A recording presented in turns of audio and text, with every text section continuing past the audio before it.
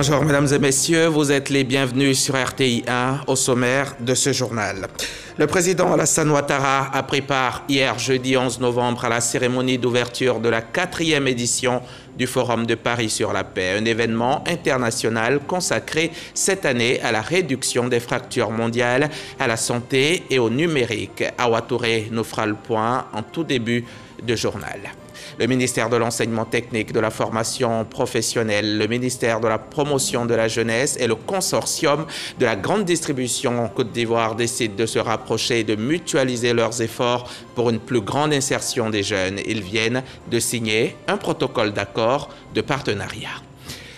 Les membres européens et américains du Conseil de sécurité de l'ONU ont condamné hier dans une déclaration conjointe une instrumentalisation orchestrée d'êtres humains par la Biélorussie à la frontière avec la Pologne.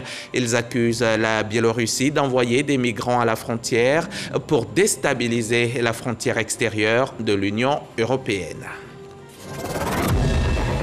On démarre cette édition avec le Forum mondial de Paris pour la paix dans la capitale française. Un forum auquel a pris part le président Alassane Ouattara. C'est la 4e édition de cette conférence internationale qui va rassembler jusqu'à demain samedi plusieurs chefs d'État, des représentants de la société civile et des dirigeants d'entreprises du monde entier. Cette année, ce forum se tient autour des questions de santé, de climat et du numérique. Les détails avec Awa Touré.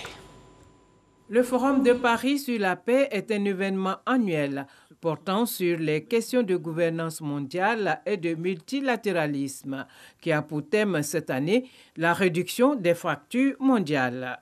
Plusieurs chefs d'État, au rang desquels le président de la République Alassane Ouattara, participent à ce forum dont le coup d'envoi a été donné ce jeudi 11 novembre 2021 par le président français Emmanuel Macron et la vice-présidente des États-Unis Kamala Harris.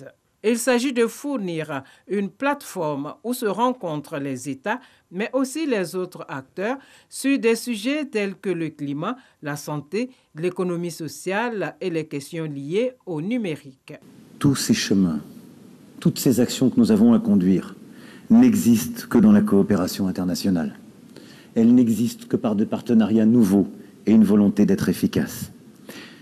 Mais tout cela est aujourd'hui éminemment fragilisé par de nouvelles crises, de nouveaux bouleversements. Tout cela est aujourd'hui bousculé par de nouvelles fractures sécuritaires et géopolitiques qui sont en train de s'installer. Il nous faut maintenant adopter ces méthodes du multilatéralisme efficace pour relancer un agenda de contrôle des armements, de coopération entre les grandes puissances et de lutte contre la désorganisation du monde. Créé en 2018 à l'initiative de la France, le Forum de Paris sur la paix vise à instaurer un rendez-vous régulier des décideurs mondiaux à Paris en vue de faire avancer la paix par une meilleure gouvernance. Et justement, lundi prochain, 15 novembre, on célébrera la paix ici en Côte d'Ivoire. Vivre en paix, vous le savez, c'est accepter les différences, faire preuve d'estime, de respect et de reconnaissance envers autrui et vivre dans un esprit d'harmonie. Alors, osons la paix. C'est le message lancé par les autorités à l'occasion des réflexions scientifiques et les conférences inaugurales qui ont eu lieu à Yamoussoukro en prélude à la journée prévue lundi. Depuis la capitale politique, le compte-rendu de Sidonie Davila. Œuvrer pour la paix définitive en Côte d'Ivoire, un souhait pour les populations ivoiriennes, mais une exigence pour le ministre de la Réconciliation et de la Cohésion nationale. Le ministère a choisi Yamoussoukro, ville symbole, ville du père fondateur, pour les festivités de la 25e journée de la paix, un choix qui fait la fierté des premières autorités de la ville. Le thème choisi cette année pour l'organisation de cette journée est d'une actualité particulière. Et je cite, « La Côte d'Ivoire face aux défis de la cohésion nationale et de la paix ». Ce thème appelle l'implication de toutes celles et de tous ceux qui vivent en Côte d'Ivoire. Car aujourd'hui, plus que jamais, notre pays a besoin de continuer sur le chemin de la stabilité et de la paix. Le PNUD, fortement engagé aux côtés des autorités et des acteurs nationaux, a investi près de 3 milliards de francs CFA pour accompagner le gouvernement afin de renforcer l'effort de paix. Au-delà des discours et des symboles qui vont la marquer, Le peuple de Côte d'Ivoire, ses autorités et l'ensemble des partenaires devraient marquer le pas pour faire un bilan sans complaisance et une profonde introspection sur la qualité de l'engagement individuel et collectif pour soutenir les efforts de consolidation de la paix en Côte d'Ivoire. La mise en place du ministère de la Réconciliation et de la Cohésion nationale, un tournant majeur dans la consolidation de la paix dans le pays. Le ministre Kouadio Konan-Bertin met en lumière la vision et les actions concrètes du président de la République. Osons donc la paix. Il est temps d'écrire pour notre nation une nouvelle et glorieuse page, effaçant de notre vie commune ce qui nous a tant divisés et tant fait de mal.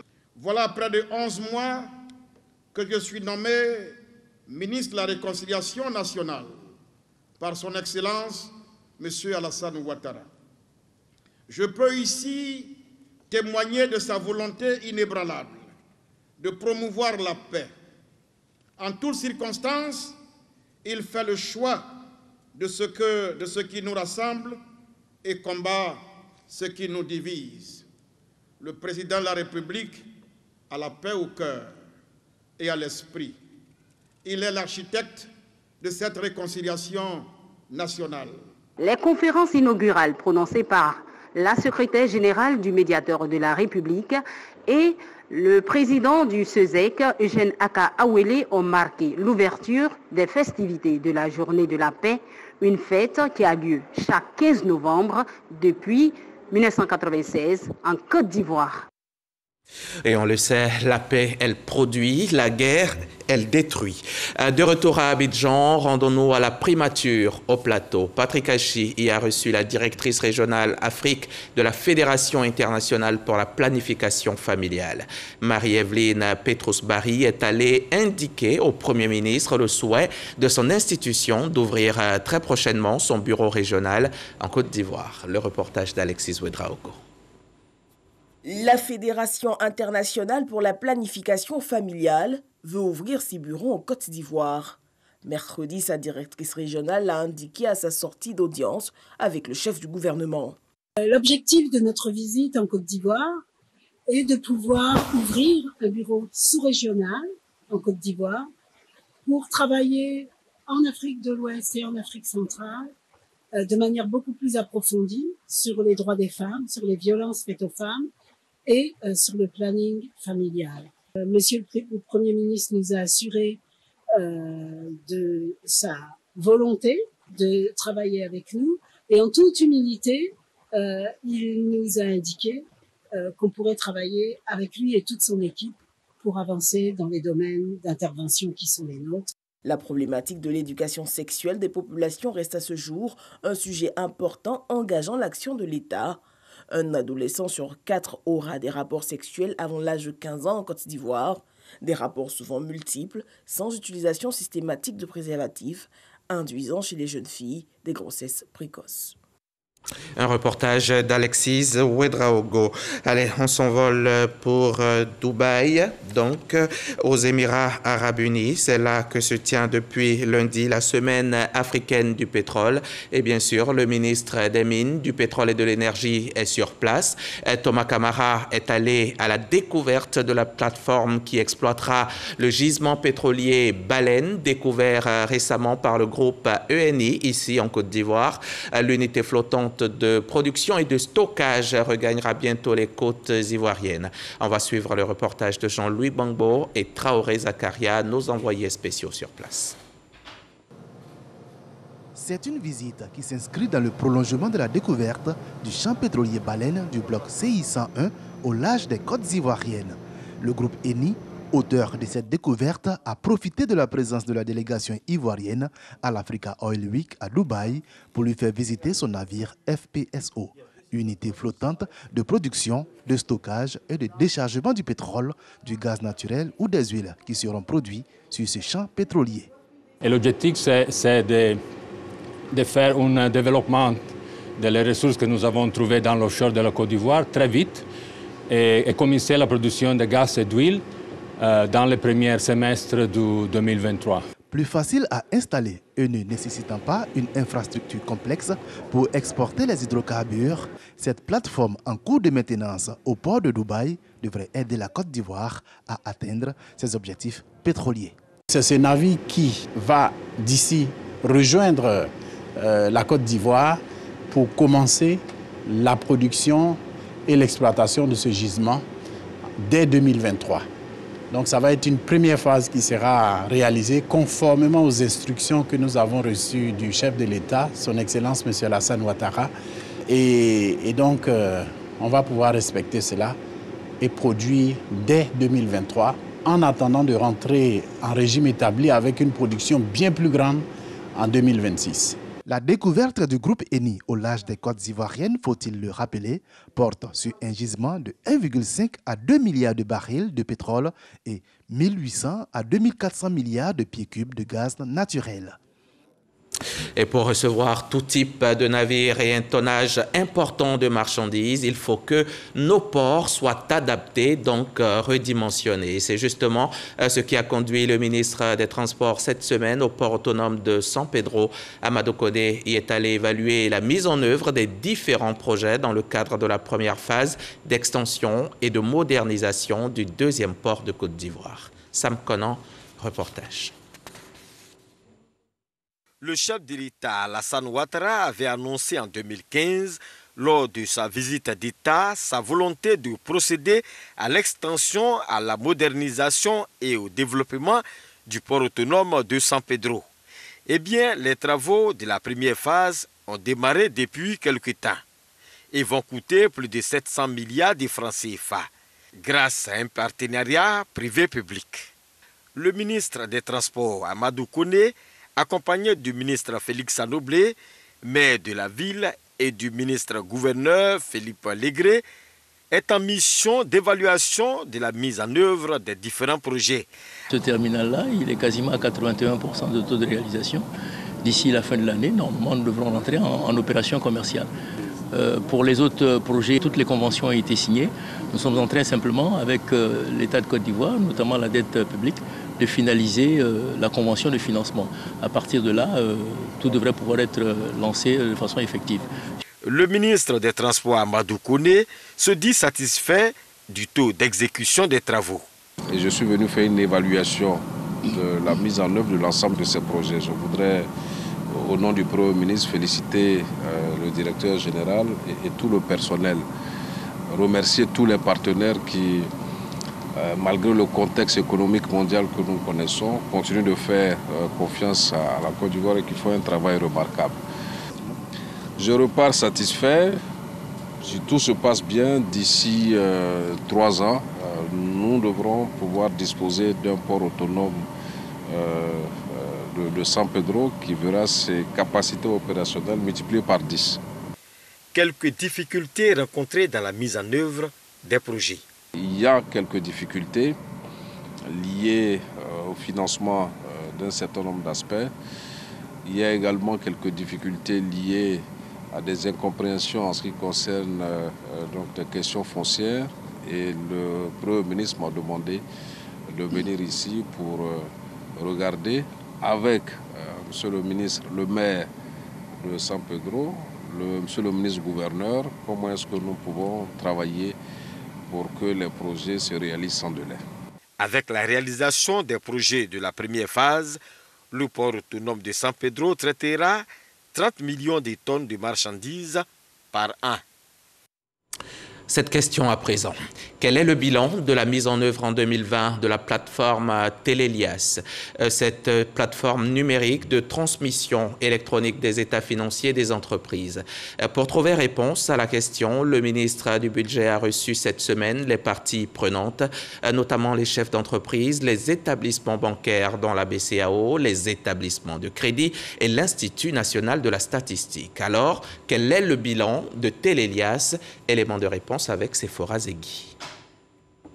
La Banque centrale des États de l'Afrique de l'Ouest, l'Institut national de statistique, la Direction générale des impôts et l'ensemble du contribuable ivoirien autour d'une table. Au menu, l'évaluation de la plateforme numérique de transmission électronique des états financiers des entreprises Télélias. 1 an après sa mise en ligne, les utilisateurs dressent un bilan. C'est une bonne plateforme qui permet de déposer les états financiers donc, des entreprises. Dans les premiers moments, il y a eu beaucoup quand même de difficultés sur le fonctionnement. Mais aujourd'hui, je pense qu'il y a quand même une satisfaction qu'on en tire. Quelles étaient ces difficultés-là? C'était d'abord donc les difficultés donc, de connexion. Et c'était un outil qui était très nouveau, auquel donc, les utilisateurs n'étaient pas familiarisés. Mais au fur et à mesure, donc, ces difficultés-là ont connu quand même donc, une amélioration. La mise en place de Télélias, bien qu'étant en progrès, rencontre une faible adhésion des très petites entreprises qui l'utilisent à 31% quand les banques sont à 100% d'utilisation et les PME à 91%. Il est donc impératif pour Moussa Sanogo, le ministre du Budget et du Portefeuille de l'État, de présenter une nouvelle fois cet outil aux entreprises. C'est un outil extrêmement structurant. C'est un outil qui doit aider à réduire l'asymétrie d'information, faciliter donc on va dire la vie aux banques pour pouvoir prêter à des entreprises, en particulier celles de taille plus petite. Plus vous avez, on va dire, vous êtes transparent au niveau de l'information, plus les banques peuvent vous accompagner. Et ce que vous ne savez pas, bien souvent, au niveau des petites entreprises, on a d'excellents entrepreneurs, compte tenu des conditions dans lesquelles ils travaillent et des résultats nets positifs qu'ils avaient réalisés. Ça veut dire que ce sont de très bons hommes d'affaires. Mais ils ont besoin d'être accompagnés.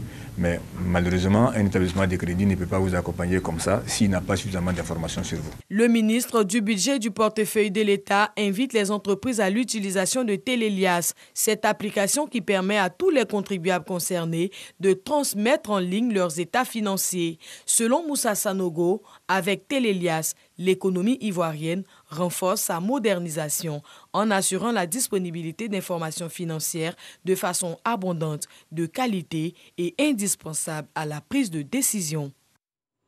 Puis cette autre question, que se passe-t-il à NCA Bank?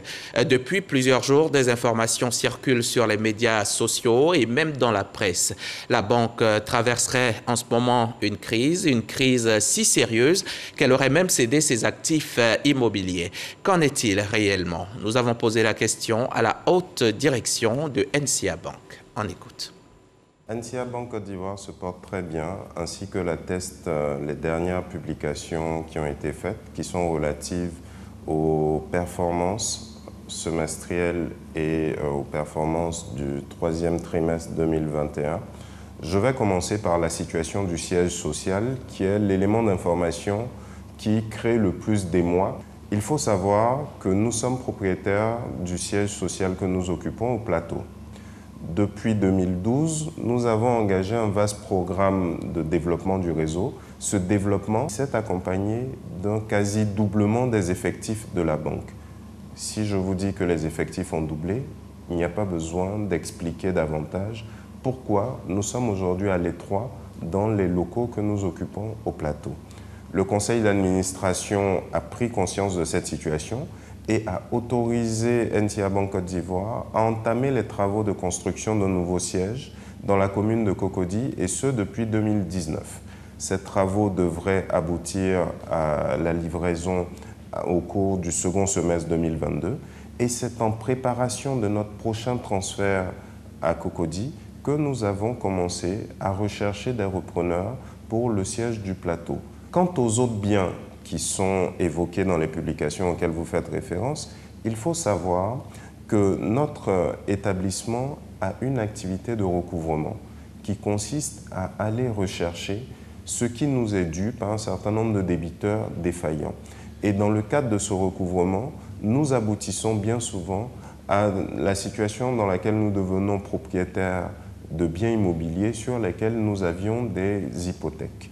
Quand nous devenons propriétaires de ces biens, qui ne sont pas liés à notre exploitation directe, nous avons l'obligation de les remettre en vente dans un certain délai. C'est ce que prévoit la réglementation. Et nous ne le faisons pas en cachette, puisque nous procédons régulièrement à des publications dans la presse qui comportent des avis de mise en vente.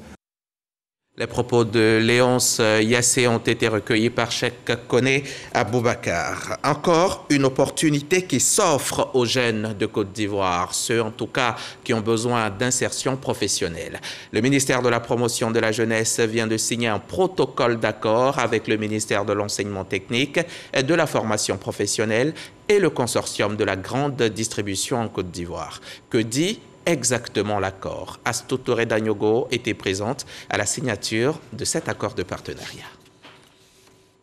500 jeunes bénéficieront des fruits de ce protocole d'accord de collaboration entre d'un côté le ministère de l'Enseignement technique, de la formation professionnelle et de l'apprentissage, le ministère de la Promotion de la Jeunesse, de l'insertion professionnelle et du service civique et de l'autre côté le consortium des entreprises à grande distribution. Ce partenariat public-privé est un projet pilote. Il s'inscrit dans le cadre de l'école de la deuxième chance. Il s'agit de former ces jeunes précisément à la boucherie, la boulangerie, la distribution des fruits et légumes, la poissonnerie et la charcuterie. La formation va débuter à partir de janvier 2022 et va durer 4 mois. L'école de la deuxième chance est destinée à reconvertir des diplômés sans emploi à partir des formations au métier, afin que ceux-ci puissent trouver du travail ou s'auto-employer.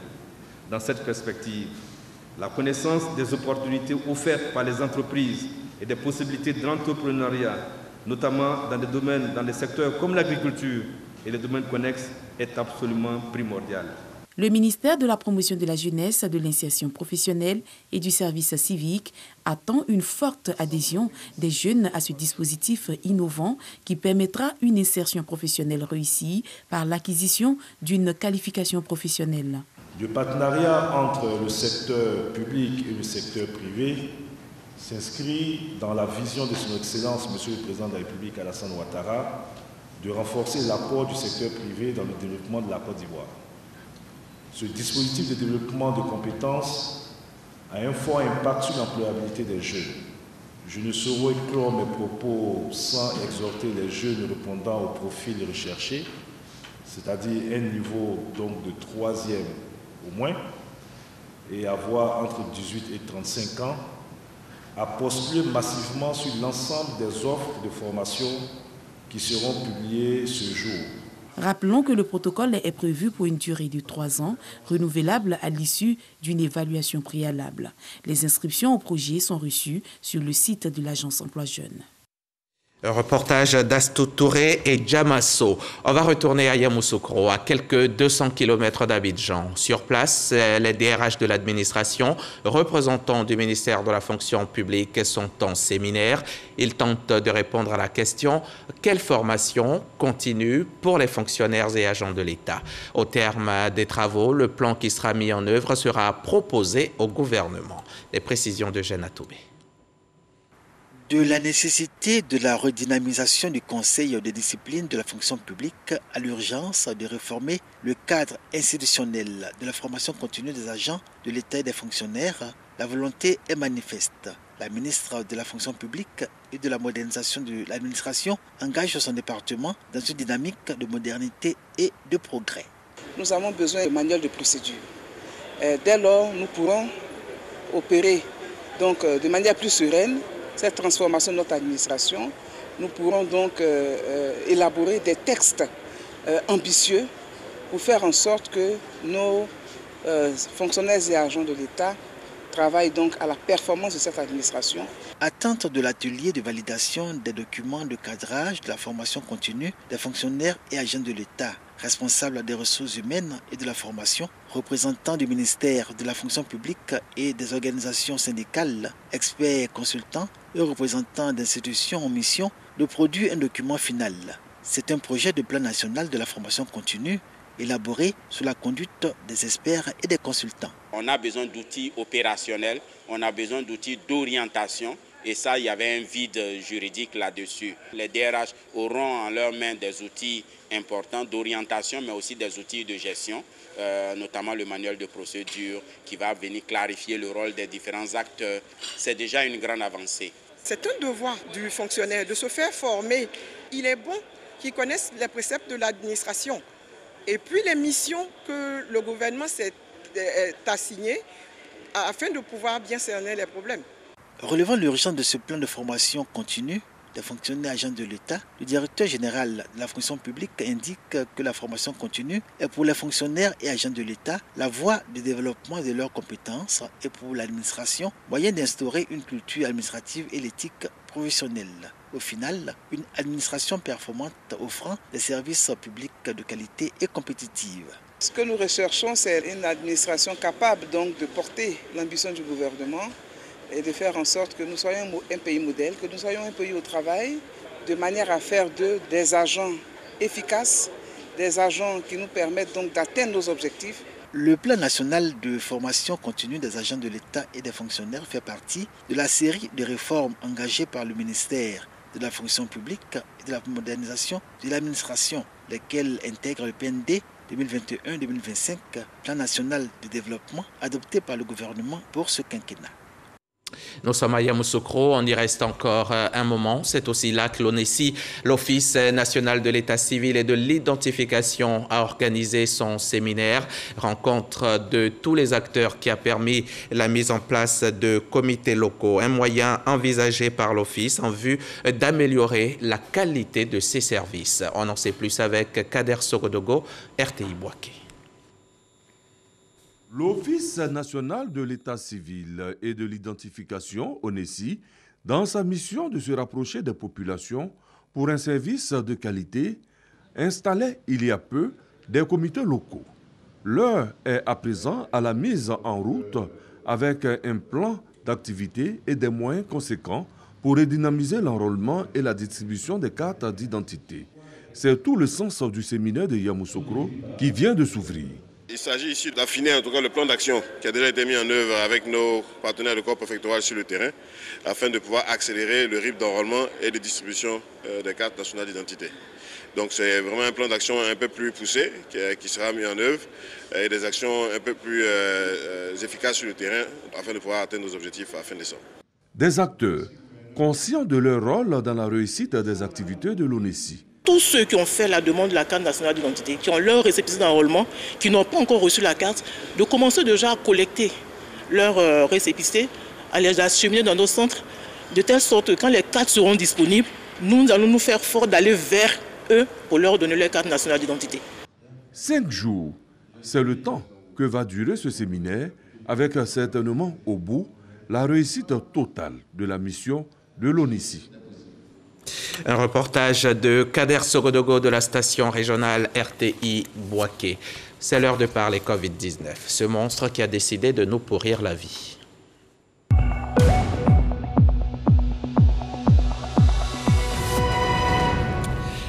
Hier encore, le virus a touché 28 personnes. Les cas actifs sont au nombre de 526. Depuis mars 2020, 61 486 malades ont été recensés, mais 700 parmi eux ont perdu le combat contre la maladie. 700 personnes tuées par le coronavirus en Côte d'Ivoire. Les mesures barrières sont toujours d'actualité. Adoptons-les et allons nous faire vacciner.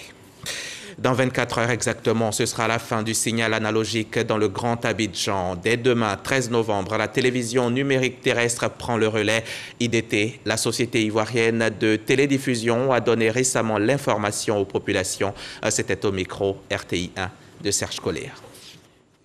Après les régions du Poro, de la Maraoué, du Bélier, de Laka et du Béké, c'est au tour de la région d'Abidjan et ses environs d'enregistrer l'extinction du signal analogique. À partir du 13 novembre prochain, le basculement à la télévision numérique terrestre se fera de façon irréversible dans le district d'Abidjan.